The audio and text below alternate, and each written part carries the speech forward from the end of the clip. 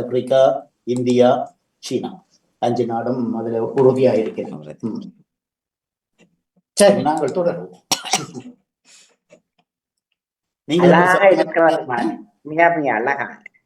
நன்றி.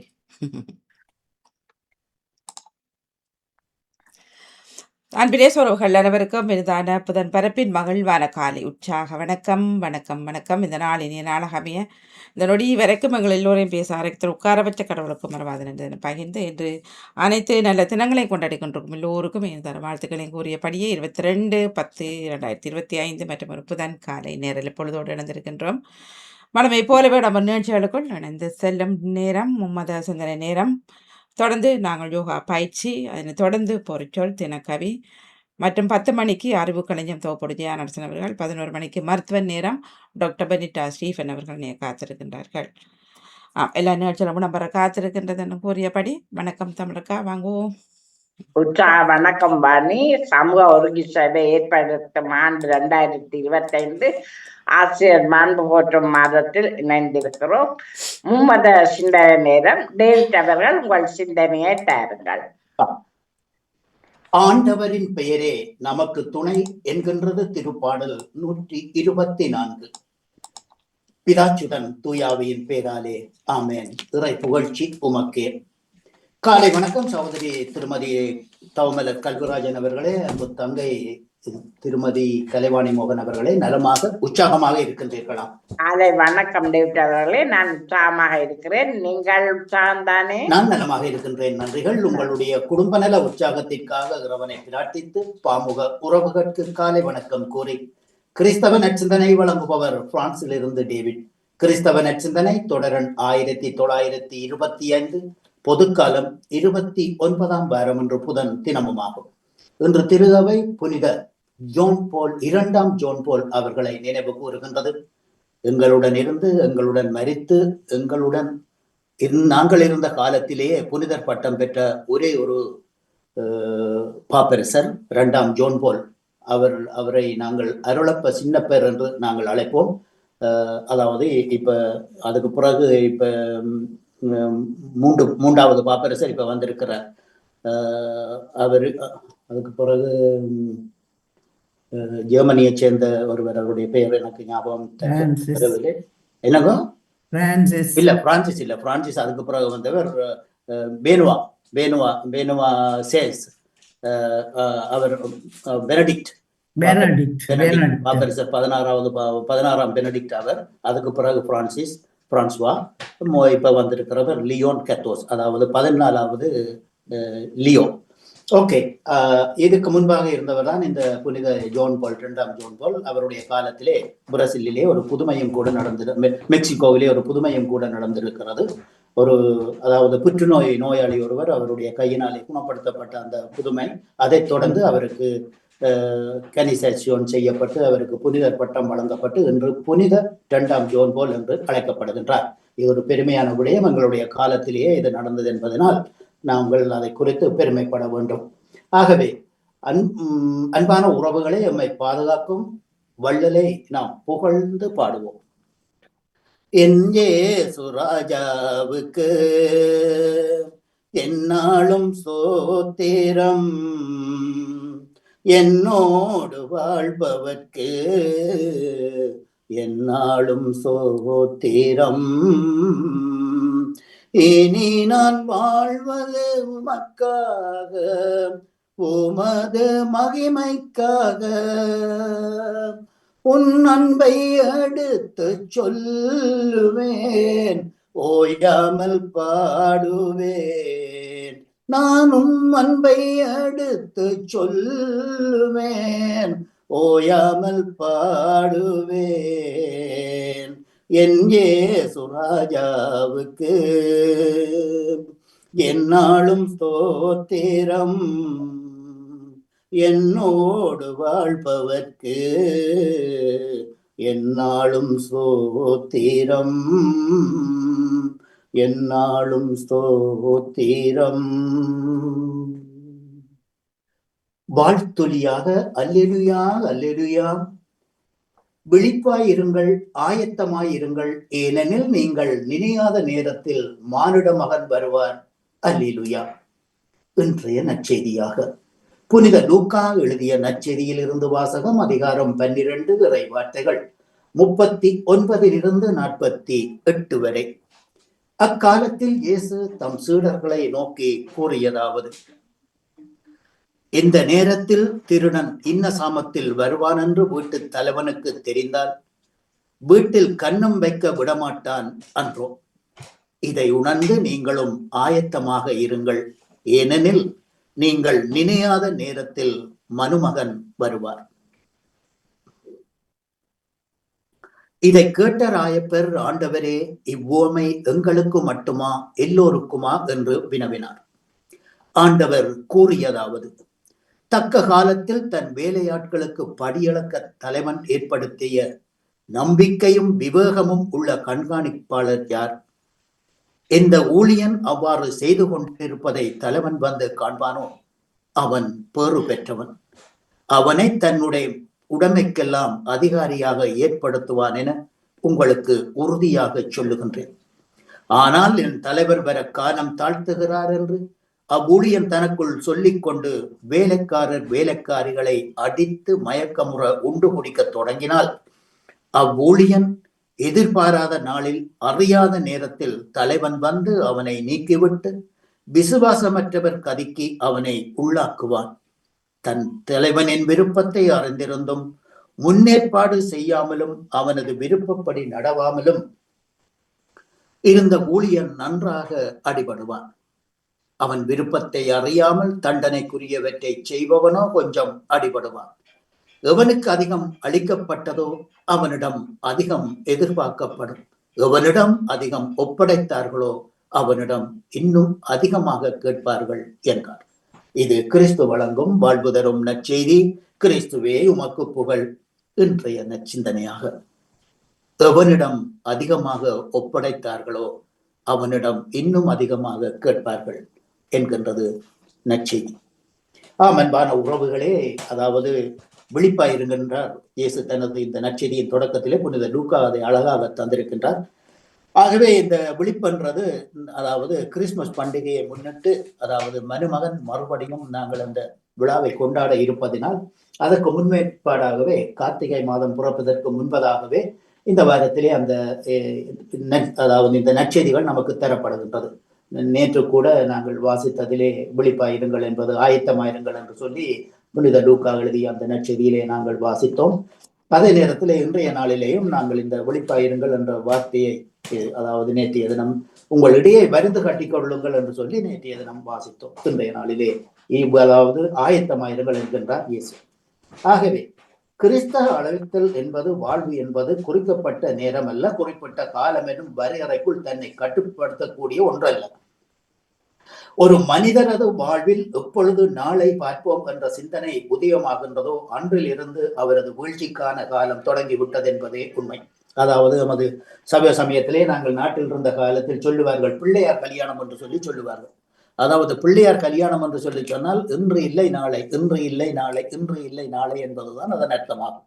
அதாவது அந்த கல்யாணம் நடைபெறாது என்பதுதான். அதாவது இப்படியே ஒவ்வொரு நாளும் சொல்லி சொல்லி அந்த நாட்களை என்ற நேரத்திலே எங்கள் மத்தியில் அந்த வார்த்தையை சொல்லுவார்கள், பிள்ளையார் கல்யாணம் என்று சொல்லி.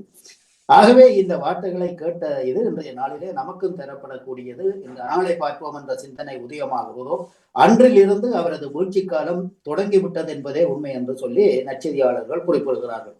எதிர்காலம் இன்று ஆரம்பிக்கின்றது, நாளைக்கல்ல என்பார். நாம் இன்று நினைவு கூறும் திருத்தந்தை புனித 2ஆம் ஜோன் போல் தன் வாழ்நாள் முழுவதும் ஒருவர் கிறிஸ்தவ வாழ்வு வாழ அழைக்கப்படுகின்றார்.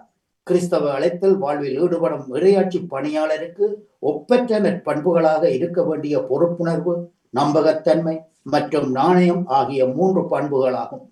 இறையாட்சி பணியாளரின் பொறுப்பற்ற தன்மை, நம்பகற்ற தன்மை மற்றும் நாணயமற்ற தன்மை கிறிஸ்தவ அழைத்தல் வாழ்வில் அவர் அளிக்கும் முரண் சாட்சியமாகும்.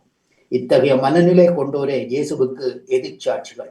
நாம் இயேசுவுக்கு முரண் சாட்சிகளா அல்லது பொறுப்புள்ள சாட்சிகளா, இறைவனின் வார்த்தையை, இயேசுவின் வார்த்தையை எடுத்துச் சொல்லும் ஊழியக்காரர்களா என்பதை இன்றைய நற்சிந்தனை கேட்கின்றது.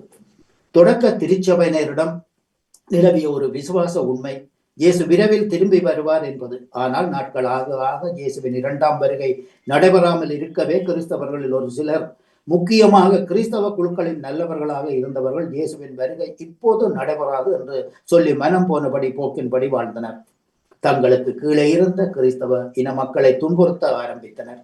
இப்படிப்பட்ட பின்னணியிலே லூக்கா இன்றைய நற்செய்தியை எழுதுகின்றார். இயேசுவின் வருகை எந்த நேரத்திலும் எந்த வடிவிலும் நடைபெறலாம் என்று சொல்லி நல்வாழ்வு வாழ அழைத்து விழிப்பாயிருங்கள் என்கின்றார் நற்செய்தியாளர். ஆகவே இந்நச்சிந்தனையில் இணைந்திருந்த அனைத்து பாமுக உறவுகளுக்கும் இந்நாளிலே இறைவன் நிறையாசி வழங்க வேண்டி எல்லோருக்கும் பொதுவான இறைவனை பிரார்த்தித்து விடைபெறும் இன்றைய நாள் நிகழ்ச்சிகள் அனைத்தும் இனிதே நடைபெற வாழ்த்துக்கள் கூறி அன்போடு விடைபெறுகின்றேன். அன்பு தங்கையே திருமதி கல்விராஜன் அவர்களே மற்றும் அன்பு தங்கை திருமதி கலைவாணி மோகன் அவர்களே, மீண்டுமாக நாளைய சிந்தனையோடு அடுத்த தலைமுறை நோக்கி ஆசிரியர் மாண்பு போற்றும் மகத்தான மாதத்தில். நன்றி, வணக்கம் தங்கையே.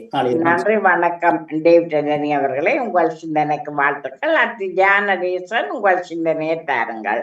இனிய காலை உற்சாக வணக்கம். இன்றைய தொகுப்பாளினி தவமலர் கல்விராஜன் அவர்களுக்கும் வணக்கம். பாமுக தொகுப்பாளினி கலைவாணி மோகன் அவர்களுக்கும் அதிபர் நடாமோகன் அவர்களுக்கும் அனைத்து பாமுக அவர்களுக்கும் எனது எங்கிருந்த காலை வணக்கத்தை கிறிஸ்தாசுடன் கூறிக்கொண்டு அஞ்சுமந்தி தியானடேசன். இன்றைய நாளில் உலகத் தலைவர்களுக்காகவும் உலக மக்களுக்காகவும் எங்கள் ஒவ்வொரு குடும்பத்தினருக்காகவும் நோயினால் கஷ்டப்படுகிறவர்களுக்காகவும் இழிவுறுக்காகவும் வருங்கால சிறார்களின் சுயநலத்திற்காகவும் எங்கள் ஒவ்வொரு குடும்பத்தினருக்காகவும்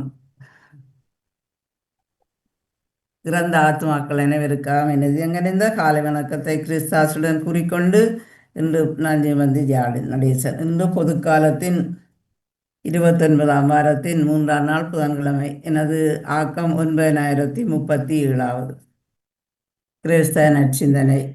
இயேசுவை மேசியாவாக மீட்பராக ஏற்றுக்கொள்ள இயலாதவர்கள், அச்சம் கொண்டவர்கள், தயக்கம் கொண்டவர்கள் எல்லோருக்கும் அவருடைய சொல்லும் செயல்களும் வாழ்வும் வழிகளும் புதுமையாகவும் வியப்புக்குரியதாகவும்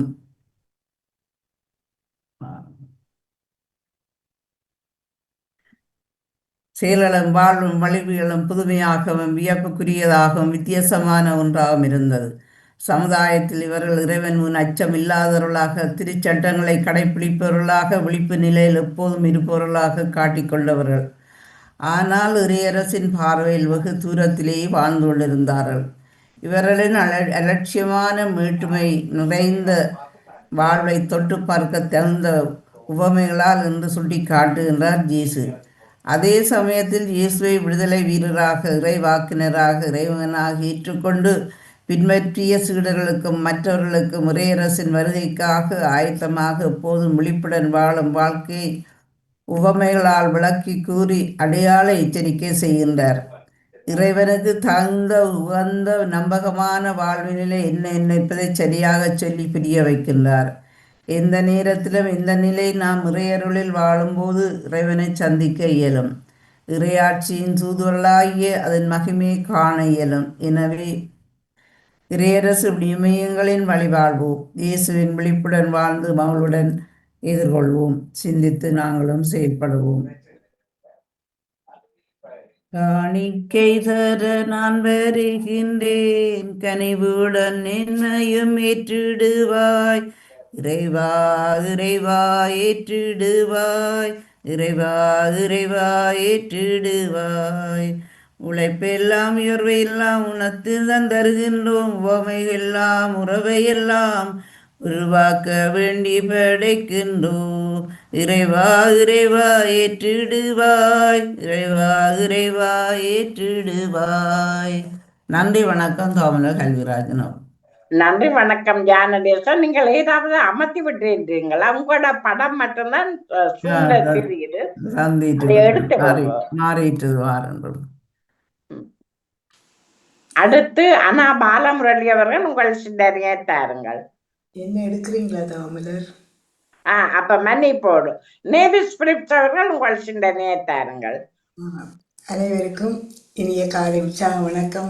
தாமலர் கல்விராஜன் அவர்களே வணக்கம். வணக்கம். ஆமுக உறவுகளுக்கும் திருமதி நடாமோகன் வாணிமோகன் அவர்களுக்கும் நச்சிந்தனை வழங்கியவர்களுக்கும் கேட்டுக்கொண்டிருக்கும் அன்பான உறவுகளுக்கும் என்னுடைய காலை வணக்கத்தை கூறிக்கொண்டு அமைதியான இந்த நாளை எங்களுக்கு தந்த இறைவனை வாழ்த்தி போற்றி வணங்கிக் கொண்டு இன்றைய இறை வார்த்தையின் சிந்தனை என்னுடைய நச்சிந்தனை தொடர்ந்து 1838 என்றும் கூறிக்கொண்டு இன்றைய இறை வார்த்தையின் சிந்தனையாக மீட்பளிக்கும் மூற்றிலிருந்து அகமகிழ்வோடு முகர்ந்து கொள்ளுங்கள். மனிதர்களாகிய நமக்கு கடவுள் எல்லாவற்றையும் கொடுக்கும் போது கணக்கு பார்க்கவில்லை, அள்ளி அள்ளி மிகுதியாக தந்தார். அவரிடமிருந்து அறிவு, ஆற்றல், திறமை, பணம், செல்வம் அனைத்தையும் மிகுதியாக பெற்ற நாம் பிறருக்கு வழங்கும் போது குறைப்பது ஏன்? மிகுதியாக்குங்கள் என்ற முக்கியமான அறிவிப்போடு வருகின்றது இன்றைய நற்செய்தி வாசகம். நம்மை நாம் மிகுதியாக்க வேண்டும். கஞ்சத்தனமாக செயல்படாமல் கொடுப்பதில், நம்மை செலவழிப்பதில் செல்வந்தர்களாக செயல்பட வேண்டும். நாம் சேமித்து வைக்கின்ற பொன்பொருள், செல்வம் இவை அனைத்தும் நம்முடன் வரவே வராது. நாம் வெறுமையாகத்தான் செல்ல வேண்டும். நாம் மிகுதியாக சேமித்து வைக்கும் எதுவும் நமக்கு மகிழ்ச்சியை தராது, மன நிறைவையும் வழங்க முடியாது. கடவுள் நம் ஒவ்வொருவருக்குமே வாழ்வு என்னும் கொடையை தந்திருக்கின்றார். நாம் அனைவரும் இந்த வாழ்வை கடவுளின் அழைப்புக்கு ஏற்ப வாழ்வாக வாழ வேண்டும். அப்போதுதான் நமக்கும் கடவுள் தந்த இந்த வாழ்விற்கும் பெருமை. கொடையாக பெற்றுக்கொண்ட இந்த வாழ்வை நாம் கொடையாகவே மற்றவர்களுக்கு கொடுக்க வேண்டும். ஒரு குடும்பத்தின் பொறுப்புகளை அக்குடும்பத்தின் உறுப்பினர்கள் பகிர்ந்து கொள்கின்றனர். ஒரு நிறுவனத்தின் பொறுப்புகள் அந்நிறுவனத்தின் பல நிலைகளில் உள்ளவர்களுக்கும் தகுதியின் அடிப்படையில் பகிர்ந்து கொடுக்கப்படுகின்றது. அதுபோலவே ஆன்மீக பணிகளிலும் உரிமைகளும் கடமைகளும் உண்டு. எல்லோரும் அவரவர் கடமைகளில் நினைவிருத்தல் வேண்டும். அதற்கு நாம் ஆயத்தமாக தயாராக இருக்க வேண்டும். எதை நோக்கி என்ற கேள்விகள் இன்று எழுப்பப்படுகின்றது. அதை சிந்திக்க இன்றைய வாசகம் பதில் தருகின்றது. நமது வாழ்க்கையில் பலவற்றை நாம் எதிர்கொள்ள வேண்டும். அது இறப்பாக, இழப்பாக, துயரமாக, மகிழ்ச்சியாக இருக்கலாம். இப்படி பலவிதமான துயரங்கள் நம்மை ஆட்கொள்ளும் போது அவற்றை எதிர்கொள்ள நாம் தயாராக இருக்க வேண்டும். இன்று சாதாரண பிரச்சனைகளுக்கு கூட தீர்வு காண முடியாமல் பலர் தத்தளித்து ஏமாற்றமடைந்து வாழ்வின் விளிம்பு நிலைக்கு சென்று விடுகின்றோம். அதை எதிர்கொள்ள ஆன்மீக ஆற்றலும் மனப்பக்குவமும் தேவை. கிடைத்துள்ள பணம், பதவி, சேர்த்துள்ள சொத்து, நீண்ட ஆயுள், அன்புள்ள குடும்பம் இவையெல்லாம் கடவுள் தந்த பொறுப்பு. இவை உண்டு குடித்து அனுபவித்து கடைசியில் அனைத்தையும் இழந்து கைகட்டி நிற்பதற்கு அல்ல. அருகில் உள்ளோரை ஆண்டு ஆட்டி படைக்க அல்ல, மாறாக நாம் வாழ்ந்து பிறரையும் வாழ்விக்க. தெய்வம் தந்த வாய்ப்புகளை நாம் அன்றாட வாழ்வில் ஒவ்வொருவருக்கும் கடவுள் தந்த பொறுப்பை நாம் சிறப்பாக செய்து வந்தால் வாழ்வில் உயர்வும் பரிசும் பாராட்டும் கிடைக்கும். பொறுப்பை பொறுமையுடன் செய்யவில்லையாயின் இறுதியில் தண்டனையும் வாழ்க்கை நிலையில் தாழ்வும் வந்து சேரும். ஏனெனில் மிகுதியாக கொடுக்கப்பட்டவரிடம் மிகுதியாக எதிர்பார்க்கப்படும், மிகுதியாக ஒப்படைக்கப்படுபவரிடம் மிகுதியாக கேட்கப்படும். எனவே நம் கடமையை சிறப்பாக செய்து சிறப்படைவோம் என்று கூறிக்கொண்டு உங்களுக்கும் இந்த அதிகாலை வேளையிலே இந்த இறை வேண்டல் சிந்தனையில் இணைந்திருக்கின்ற எல்லோருக்கும் இந்த நாள் இனிய நாளாக மலர்ந்து எல்லோரும் எல்லா நலன்களும் பெற்று அமைதியாகவும் மகிழ்வாகவும் வாழ எல்லாம் வல்ல இறைவனை வேண்டி விடைபெறுகிறேன். நன்றி, வணக்கம். தவமலர் அவர்களே. நன்றி, வணக்கம். அவர்களே, உங்கள் சிந்தனைக்கு வாழ்த்துக்கள். அடுத்து ஆனா பாலமுரளி அவர்கள் உங்கள் சிந்தனையை தாருங்கள். எங்கள் எல்லோரையும் இணைய செய்த இறைவனுக்கு முதல் கண்ண வணக்கத்தை கூறிக்கொண்டு இந்த பாமோன் தொலைக்காட்சியில் பார்த்தும் கேட்டுக்கொண்டிருக்கும் அத்தனை உறவுகளுக்கும் என்னுடைய காலை வணக்கத்தையும் வாழ்த்துக்களையும் கூறிக்கொண்டு நற்செய்தி பகிர்வுக்காக நல்லொரு பாலமாக அமைத்து தந்த பாமுகம் தொலைக்காட்சி தலைவர் அவர்களுக்கும் அவருடைய மனைவியாருக்கும் குடும்பத்தாருக்கும் எங்களுடைய வாழ்த்துக்களும் இறைவனுடைய ஆசீரும் நிறைவாக கிடைக்க வேண்டும் என்று வேண்டிக் கொண்டு யோவான் நற்செய்தி அதிகாரம் 15 இறைவசனம் 9 தொடக்கம் 10 முடிய. என் மீது அன்பு கொண்டுள்ளது போல நானும் உங்கள் மீது அன்பு கொண்டுள்ளேன். என் அன்பில் நிலைத்திருங்கள். நான் என் தந்தையின் கட்டளைகளை கடைபிடித்து அவரது அன்பில் நிலைத்திருப்பது போல நீங்களும் என் கட்டளைகளை கடைபிடித்தால் என் அன்பில் நிலைத்திருப்பீர்கள். இது ஆண்டவர் வழங்கும் அருள்வாக்கு. இறைவா உமக்கு நன்றி. இன்றைய காலை பொழுதில் அழகான ஒரு வசனம். எங்களுடைய திருச்சபையின் சட்டத்தின்படி 10 கட்டளைகளின் முதன்மையான கட்டளையாக நீ உன்னை அன்பு செய்வது போல மற்றவரை பிறரை அன்பு செய் என்றுதான் கூறியிருக்கின்றது. இன்றைய நாளில் அன்புக்காக ஏங்கும் எத்தனையோ பல உயிர்கள் இந்த உலகத்தில் வாழ்ந்து கொண்டிருக்கின்றார்கள். சில சமயங்களில் நாங்கள் கூட எங்களுடைய மனம் கூட எத்தனை குடும்ப தலைவியாக இருந்தாலும் தலைவனாக இருந்தாலும் பிள்ளைகளாக இருந்தாலும் கூட நாங்கள் நினைப்பது, ஐயோ எங்களிடம் இந்த பிள்ளைகள் அன்பு செலுத்தவில்லை, எங்களிடம் என்னுடைய கணவர் அன்பு செலுத்தவில்லை என்றெல்லாம் நாங்கள் கலங்குவது உண்டு. ஆனால் என்னிடம் இருக்கும் அன்பை நான் மற்றவர்களுக்கு கொடுப்போமேயானால் அவர்களுக்கு அது ஒரு பெரிய ஒரு உதவியாக இருக்கின்றது. எத்தனையோ குழந்தைகளை நாங்கள் இன்று பார்க்கின்றோம். போரினால், நோயினால் பாதிக்கப்பட்டு பெற்றோரை இழந்து, விபத்தினால் பாதிக்கப்பட்டு பெற்றோரை இழந்து எத்தனையோ குழந்தைகள் இன்று அன்புக்காக எங்குகின்றார்கள். அதே போல்தான் வயோதிபர் கூட. நான் வேலை பார்க்கும் வயோதிப இல்லத்தில் ஒரு வயதான ஒரு பாட்டி இருக்கின்றார். என்னவோ தெரியவில்லை, அவருக்கு என்னை கண்டவுடன் மிகவும் மகிழ்ச்சியாகி சிரிப்பார். அந்த ஒரு சிறு அன்புக்காக அவை தொட்டு நான் வருடி கொடுக்கும் அந்த ஒரு அன்புக்காக ஏங்கி தவிக்கும் அந்த உள்ளங்களை நான் பார்க்கின்றேன். அதே போல்தான் இன்று எத்தனையோ பிள்ளைகள் போரினால் பெற்றோரை இழந்து அனாதரவாக அன்புக்காக ஏங்கிக் கொண்டிருக்கும் இந்த காலகட்டத்தில் இறைவன் அழகாக நமக்கு சொல்லுகின்றார், நானும் உங்கள் மீது அன்பு கொண்டுள்ளேன், என் அன்பில் நிலைத்திருங்கள். என் தந்தை கட்டளைகளை கடைபிடித்து அவர் அன்பில் நிலைத்திருப்பது போல நீங்களும் என் கட்டளைகளை கடைபிடித்து ஆண்டவர் கூறுகின்றார். இயேசுவானவர் எங்கெல்லாம் தன்னுடைய அன்பை காட்டியிருக்கின்றார் என்று நாங்கள் திருவிவிலியத்தில் பார்த்து இருக்கின்றோம். எங்கெல்லாம் அவர் மற்றவர்களை அன்பு செய்திருக்கின்றார், எங்கெல்லாம் அவர் மற்றவர்களுக்காக வாழ்ந்திருக்கின்றார்.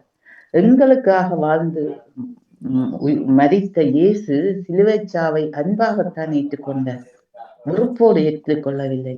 நாங்களும் மற்றவர்களை என்னதான் செய்தாலும், என்னதான் துன்பம் நமக்கு விளைவித்தாலும், அன்பு என்ற ஒரு வார்த்தையால் மற்றவர்களை நாங்கள் அரவணைக்கும் போது அவர்கள் அந்த அன்புக்காக எங்களிடம் மீண்டும் வருவார்கள், எங்களை தேடுவார்கள்.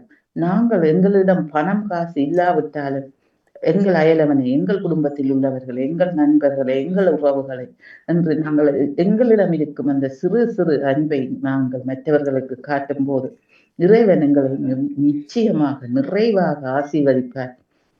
ஆகவே இந்த நாளில் நாம் ஒரு சிறிய சுபமாவது மற்றவர்களுக்காக, ஆண்டவரே அவர்கள் நோயில் இருக்கின்றார்கள், நாங்கள் அவர்களை அன்பு செய்யும் வரத்தை எனக்கு தாருங்கள் என்று கேட்டு இந்த அதிகாலை பொழுதில் இறைவனிடம் அன்புக்காக வேண்டி நாங்களும் செபிப்போம் என்று கூறிக்கொண்டு, அன்னை மரியாவின் மாதமாக இருப்பதினால் அன்னை மரியாவிடம் பரிந்து பேசும்படி நாங்கள் அன்னை மரியாவை நோக்கி வேண்டுவோம். இயேசுவுக்கே புகழ், இயேசுவுக்கே நன்றி, மரியே வாழ்க. நன்றி, வணக்கம். நன்றி, வணக்கம். பாலமுரளி அவர்கள் உங்கள் சிந்தனைக்கு வாழ்த்துக்கள். அடுத்து பாலன் வேலுப்பிள்ளை அவர்கள் உங்கள் சிந்தனையை தாருங்கள். மீண்டும் ஒரு புதிய நாளை காண தந்த சர்வத்தையும் சிருஷ்டித்து ஆளுகை செய்து கொண்டிருக்கின்ற இயேசு ராஜாவுக்கு இதயத்தின் ஆழத்திலிருந்து கோடான கோடி நன்றிகளை சொல்லிக்கொண்டு, இப்படியே எமது அன்பு சகோதரி தோப்பாலினி திருமதி தவமலர் கல்விராஜனுக்கு இனிமையான காலை வணக்கம். இப்படி நலமாக உற்சாகமா இருக்கீங்களா? இனிமையான காலை வணக்கம் பாலன். நான் உற்சாகமா இருக்கிறேன், மிக்க நன்றி. நீங்கள் உற்சாகமா? சகோதரி அதே மாதிரி உற்சாகமா இருக்கிற நன்றி சகோதரிக்கு நன்றி சகோதரி. சகோதரி நன்றிகளை சொல்லிக்கொண்டு, அப்படியே எமது அன்பு சகோதரர் திருவாளர் தடா மோகனுக்கும் மற்றும் எமது அன்பு சகோதரி திருமதி கலைவாணி மோகனுக்கும் மற்றும் பாமோத்தில் கலந்து சிறப்பிக்கின்ற அனைத்து குடும்ப உறவுகளுக்கும் எல்லோருக்கும் இனிமையான கால வணக்கங்களையும் சுரணங்களையும் விசாரித்தபடி எல்லா உறவுகளுக்கும் சர்வ வல்லருடைய இயேசுராஜனுடைய ஆசீர்வாதங்கள் அனுதினமும் அனைத்து உறவுகளுக்கும் கிடைக்கணும்னு சொல்லி இயேசு கிறிஸ்து நாமத்தை எல்லோரையும் மாற்றிக்கொண்டு தண்டலிருந்து ஈச்சமோட்டை வேலுப்பிள்ளை பாலன் இன்றைக்கு கிறிஸ்தவ தொழிலக்கம் சோரி 635 சொல்லிக்கொண்டு பலமு போல பரிசுத்த வேதாகம பைபிள்ல இருந்து பழைய ஏற்பாட்டில் ஆதியாகமம் 27ஆம் அதிகாரம் நேற்று வாய்ச்சது இறை வார்த்தைகள் 35 41 முடிய, அதாவது ஈசானுடைய மகன் 2ஆம் மகன் வந்து தாப்பன் ஆசீர்வாதத்தை பெற்றுக்கொண்டு போற தந்திரமா வந்து மூத்த மகனுக்கு கிடைக்க வேண்டிய ஆசீர்வாதத்தை அப்ப திரும்பி வந்து அழுது கத்துறாரு தாப்பன்ட்ட. ஏசா வந்து இந்த ஆசீர்வாதம் கூட வேற இல்லையா, எனக்கு இன்னும் ஆசீர்வதிங்கன்னு சொல்லி அழுது கத்துறார். அப்ப தாப்பன் வந்து அவர் ஆசீர்வதிக்கிறார். நீ வானத்திலிருந்து இறங்கும் பனியெல்லாம் உன்னோட இருக்கும், நீ பூமியில பெரிய பூமியில சிறப்பாக வாழ வேண்டும் சொல்லி ஆசீர்வதிக்கிறார். அப்ப தமையன் வந்து தம்பியாருக்குள்ள கோபம் வந்துட்டு இந்த தண்டை ஆசீர்வாதம் தாப்பன் இதை எடுத்துக்கொண்டுட்டார். தன் சிரேஷ்ட புத்திர பாகத்தையும் எடுத்துக்கொண்டான்னு சொல்லி தம்பியார் மேல தமையன்காரன் ஏசா கோபமா இருக்கிறார். அப்ப தாபன் வந்து ஏற்கனவே வருத்தம் தானே, அப்ப அவற்றை இறக்குற காலம் கூடிய சீக்கிரம் வரும், அந்த நாளில நான் இந்த தம்பியை கொண்டு போடுவேன் சொல்லி யாக்கோப்பை கொண்டு போடுவேன்னு சொல்லி தன் மனதில் அவர் நினைக்கிறார், இதயத்தில் நினைக்கிறார் ஏசா தமையன். அதோட நேற்று முடிஞ்சது. இன்றைக்கு ஆதியாகமம் 27ஆம் அதிகாரம் இறைவார்த்தைகள் 41 46 முடிய. கர்த்தருடைய பரிசுத்தமுள்ள நாமத்துக்கு ஸ்தோத்திரம். யாக்கோபை தன் தகப்பன் ஆசீர்வதித்தது நிமித்தம் ஏசா யாக்கோபை பகைத்து என் தகப்பனுக்காக தூக்கிக்கும் நாட்கள் சீக்கிரமாய் வரும், அப்பொழுது என் சகோதரனாகிய யாக்கோபை கொன்று போடுவேன் என்று ஏசா தன் இருதயத்திலே சொல்லிக் கொண்டான். நேற்று வரை மூத்த மகனாகிய ஏசாவின் வார்த்தைகள் ரெபெக்காளுக்கு அறிவிக்கப்பட்டது. அப்பொழுது அவள் தன் இளைய மகனாகிய யாக்கோபை அழைத்து, உன் சகோதரனாகிய ஏசா உன்னை கொன்று போட நினைத்து தன்னை தேட்டிக் கொள்ளுகிறான். ஆகையால் என் மகனே, நான் சொல்வதை கேட்டு எழுந்து புறப்பட்டு ஆரானில் இருக்கிற என் சகோதரனாகிய லாபானிடத்துக்கு ஓடி போய் உன் சகோதரனுடைய கோபம் தனியும் மட்டும் சில நாள் அவனிடத்திலே இரு. உன் சகோதரன் உன்மேல் வைத்த கோபம் தணிந்து நீ அவனுக்கு செய்ததை அவன் மறந்த பின் நான் ஆள் அனுப்பி அவ்விடத்திலிருந்து உன்னை அழைப்பிப்பேன். நான் ஒரே நாளில் உங்கள் இருவரையும் ஏன் இழந்து போக வேண்டும் என்றாள். பின்பு ரெபெக்காள் ஈசாக்கை நோக்கி, ஏத்தின் குமாரத்திகளின் நிமித்தம் என் உயிர் எனக்கு வெறுப்பாயிருக்கிறது. இந்த தேசத்து பெண்களாகிய ஏத்தின் குமாரத்திகளில் யாக்கோபு ஒரு பெண்ணை கொள்வானானால் என் உயிர் இருந்து ஆவதென்ன என்றாள். நாளைக்கு சோதி 28ஆம் அதிகாரம் தொடர்ந்து சொல்லிக்கொண்டு கர்த்தருடைய பரிசுத்தமுள்ள நாமத்துக்கு ஸ்தோத்திரம். நீங்க தான் ஏதாவது செய்யணும் என்று எதிர்பார்த்து காத்திருக்கிறோ, நீங்க தான் ஏதாவது செய்யணும் என்று எதிர்பார்த்து காத்திருக்கிறோம். நீ சொன்ன வார்த்தைய பிடித்து கொண்டே உங்க முகத்தையே நோக்கி இருக்கிறோம். நீ சொன்ன வார்த்தையை பிடித்து கொண்டு உங்க முகத்தையே நோக்கி இருக்கிறோம். அற்புதம் செய்யுங்கப்பா எங்க வாழ்க்கையில, உம்மைத்தான் நம்பி இருக்கோம் ஏசப்பா. அற்புதம் செய்யுங்கப்பா எங்க வாழ்க்கையில, உம்மைத்தான் நம்பி இருக்கோம் ஏசப்பா. நிச்சயமாய் செய்வீர் என்ற நம்பிக்கையில், நிச்சயமாய் செய்வீர் என்ற நம்பிக்கையில் உங்க முகத்தையே நோக்கி இருக்கிறோம். உங்க முகத்தையே நோக்கி இருக்கிறோம். அற்புதம் செய்யுங்கப்பா எங்க வாழ்க்கையில, உம்மைத்தான் நம்பி இருக்கோம் ஏசப்பா. உம்மைத்தான் நம்பி இருக்கும் ஏசப்பா. அன்பான தகப்பனுக்கு 3 முறை கோடான கோடி நன்றிகளை சொல்லிக்கொண்டு, தகப்பனே உங்களது பிள்ளைகள் பிரியான மார்க்கமாக எந்தெந்த வாகனங்களில் வழி சென்று கொண்டிருக்கிறார்களோ, செல்ல இருக்கின்றார்களோ மற்றும் எந்தெந்த இடங்களில் இருக்கின்றார்களோ எல்லா இடங்களிலும் இயேசப்பாவுடைய பிரசன்னம், பாதுகாப்பு, தயவு இருக்க வேண்டி செபிக்கிறேன் ராஜா. ஒருவருக்கு கூட ஒரு சிறு விபத்துக்கள், பிறர் மூலம் எந்த தீங்கு விபத்துக்கள், ஆபத்துக்கள், கொள்ளை நோயில் அணுகாவடன் ராஜா. நீங்கள் ஒவ்வொருவரையும் வினாடியும் இறகளால் மூடி பாதுகாப்பாக எடுத்தபடி ஜெபிக்கிறேன் தகப்பனே. அப்படியே நீங்கள் தினமும் பாதுகாத்து வருகிறமைக்காகவும் இந்த நாளில் பாதுகாப்பாக எடுத்துக் கொண்டிருப்பதற்காகவும் இயேசு ராஜாவுக்கு 3 முறை கோடான கோடி நன்றிகளை கொண்டு தகப்பனே சோத்திரம் சோத்திரம். மற்றும் ராஜா, அநேக ஆண்டுகளாக ராஜா திருமணம் வந்தது இணைய முடியாமல் தினமும் கண்ணீரோடு வேதனைகளோடு அவமான சொற்களை கேட்டு வாழ்ந்து கொண்டிருக்கிற சகோதரர்கள் சகோதரிகளுக்கு ஏற்ற வரங்களை இயேசப்பா இந்த வருடத்துக்குள்ள நீங்கள் அவர்களை திருமணங்களை இணைத்து வைத்து அவர்களை ஆசீர்வதிக்க வேண்டி ஜெபிக்கிறேன் ராஜா. அப்படி அவர்களை கண்ணீர் அவமானங்களை துடைக்க வேண்டி ஜெபிக்கிறேன் ராஜா. அப்பா, இந்த வருடத்துக்கு நீங்கள் திருமணம் இணைத்து வைத்து ஆஸ்வதிக்க போறமைக்கா கோடான கோடி நன்றி ராஜா. ஜெபத்தை ஆசீர்வதிக்கமைக்கா கோடி நன்றி தகப்பனே. மற்றும் தகப்பனே, எல்லா நோயாளிகளுடைய நோய்களை நீங்கள் சுகப்படுத்த வேண்டும் என்று ஜெபிக்கிறேன் ராஜா. சுகமளிக்கிற வார்த்தைகளை அனுப்பி அவர்களை சுகப்படுத்துங்க ராஜா. தப்பிதங்கள் பாவங்கள் ஏதாவது தங்கள் வாழ்க்கையில் ஏதாவது செய்திருந்தால் எல்லாவற்றையும் ஒரு விஷயம் மன்னித்து ராஜா சுகமளிக்கிற வார்த்தைகளை அனுப்பி அவர்களை சுகப்படுத்துங்க, பாதுகாத்துக் கொள்ளுங்க, வாசி நடத்துங்க. மற்றும் தகப்பனே, எல்லா குடும்பங்களுடைய தேவைகளை சந்திங்க, ஆசீர்வதிங்க, பாதுகாத்துக் கொள்ளுங்க. அதுக்காக நான் சொல்லும் தகப்பனே. மற்றும் ராஜா, பாமுகத்தின் அதிபர் குடும்பம் கைட்டு செய்யும் சகலவற்றையும் அவரோட கூடவே இருந்து அனுதினமும் அவர்களை பலப்படுத்தி அவர்களை ஆசீர்வதித்து என்று மணியிடத்தோடு சொல்லி இயேசப்பாட பிரார்த்தனை எடுத்துக்கொண்டு சௌகரி விடப்படுறேன். நன்றி, வணக்கம். நன்றி, வணக்கம். பாலன் வேலுப்பிள்ளை அவர்களே, உங்கள் சிந்தனைக்கு வாழ்த்துக்கள். இன்று கிறிஸ்தவ சிந்தனை தந்த டேவிட் ஆண்டனி அவர்கள் வணக்கம் அக்கா, நான் நிற்கின்றேன். எனக்கு தெரியவில்லை. மன்னிப்போட பட்ஜெட்டா தாருங்கள் உங்கள் சிந்தனை. நான் பின்னர் தான் வந்து இணைந்து கொண்டேன். நான் தான் சரி சரி. ஆனா இதில் நான் பார்க்கிறேன் சூமில் காணவில்லை, அதனால தான் கூப்பிடவில்லை. மன்னிப்புடன் தாருங்கள். பரவாயில்லை. அனைவருக்கும் வாழ்த்துக்களையும் கூறிக்கொண்டு, உங்களுக்கும் வாழ்த்துக்களையும் கூறிக்கொண்டு, வணக்கத்தையும் கூறிக்கொண்டு, எனது சிந்தனையாக இஸ்லாம் கூறும் போதைப் பொருள்.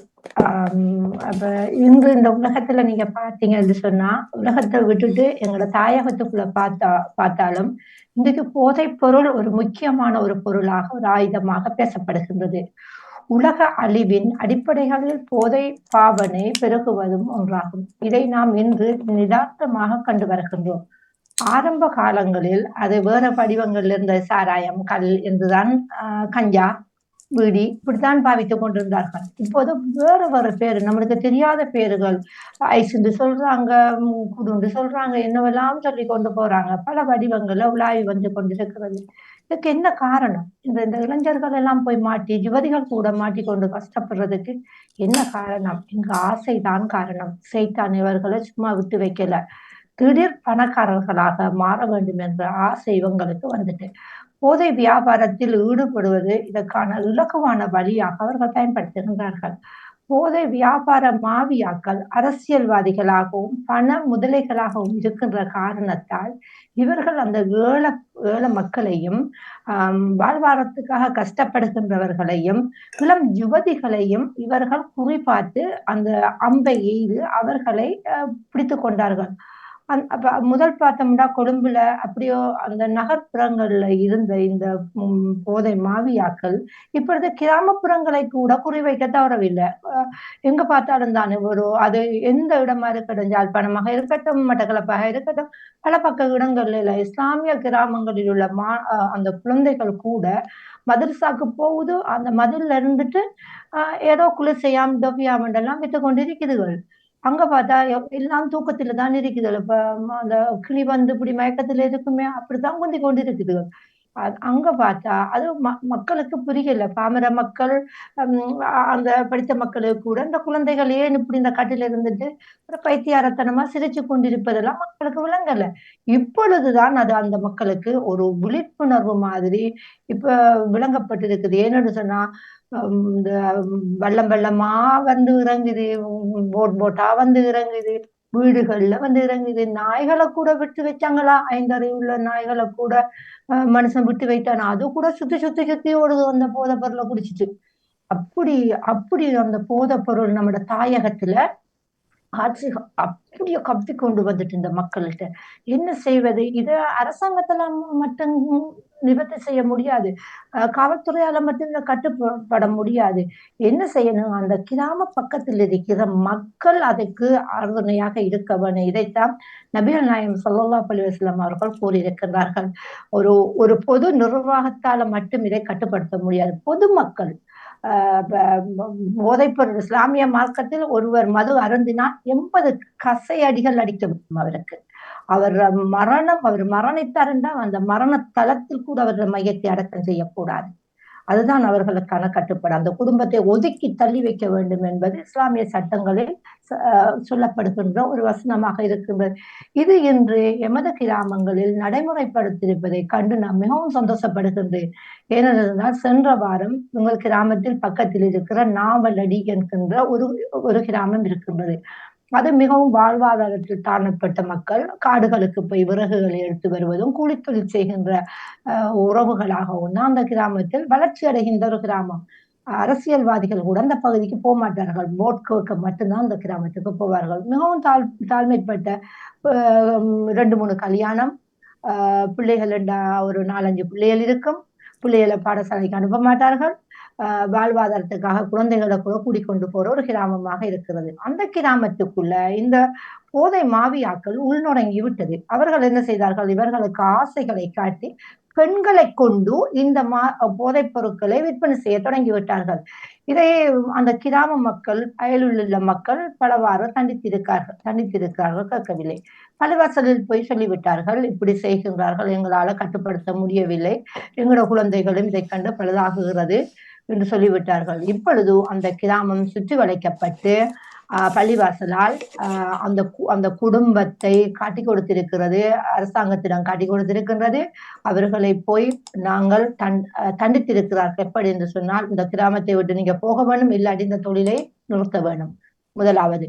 2வது, இந்த குடும்பத்தில் இருந்து யாராவது மரணித்தால் மையவாடியில் நாங்கள் அடக்கம் செய்ய மாட்டோம், எங்கேயாவது காட்டில கொண்டு எரிங்க, பிள்ளைங்க, இல்லாட்டி மிருகங்களுக்கும் உங்களோட சடலங்களை போடுங்க என்ற ஒரு கடுமையான ஒரு சட்டத்தை சொல்லிவிட்டு அவர்கள் வெளியேறியிருக்கிறார்கள். ஏனென்றால் பள்ளிவாசல் சட்டத்தை கையில் எடுக்க முடியாது, பொதுமக்கள் கையில் எடுக்க முடியாது. ஆனால் அவர்கள் பண்டித்திருக்கிறார். அதை கண்டு கல்முனையில் ஒரு கல்முனையில் இப்படி நடந்த ஒரு இஸ்லாமிய ஒரு சகோதரன் யுத்தத்தை 2ஆம் நாள் காட்டிக் கொடுக்கப்பட்டிருக்கிறது. இப்படிப்பட்டு நாங்கள் என்ன செய்ய வேண்டும்? ஒவ்வொரு பகுதிகளிலும் உள்ளவர்கள் முன்னுக்கு வர வேண்டும். முன்னுக்கு வந்தால் தான் இப்படியான இதை நாங்கள் நிவர்த்தி செய்யலாம். இல்லாவிட்டால் இன்று செவந்திய போல, தசிய போல, தமிழினிய போல, பாத்திமாவும் வருவாரு, குலசுபைதாவும் வருவாரு, மரியமும் வருவா, எல்லோரும் நாங்க போதைக்குள்ள புகுந்து எங்களோட இளம் சமுதாயத்தை குட்டிச்சுவராக்கி விடுவோம். ஏனென்று சொன்னால் அங்கு செய்தான் எங்களுக்கு ஆசைகளை காட்டுது, லேசாக உழைக்கலாம் என்று. ஒரு இளம் முல்லைத்தீவில் நேற்று கருவாட்டுக்குள் ஒரு சகோதரர் போதைப் பொருட்களை, ஒரு 60-70 பக்கெட் போதைப் பொருட்களை கொண்டு போக கைது செய்யப்பட்டிருக்க. எங்கு அவர்கள் அன்பு எரியப்பட்டிருக்கிறது பாருங்கள். அந்த இளைஞர்களை நாடி எங்கள் தமிழ் பேசுகின்ற சமுதாயத்தை நோக்கி அந்த அம்புகள் வீசப்பட்டிருக்கின்றது.